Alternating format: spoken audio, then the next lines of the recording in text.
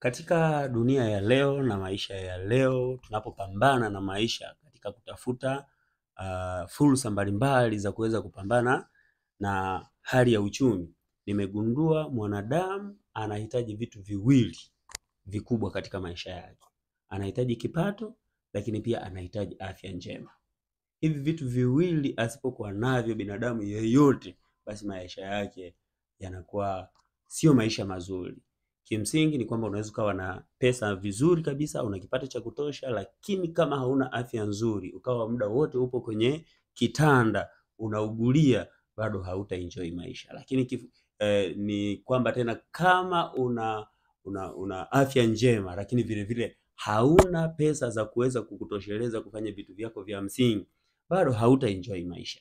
Hivyo nina wazo la biashara ambalo ninaendelea kulifanya mpaka sasa hivi. Ninakukaribisha na wewe ambaye unatamani uweze kupata afya njema, lakini kuwa na kipato kizuri kupitia biashara ambayo ninaifanya, ambayo na wewe ukijifunza unaweza kuifanya. Karibu.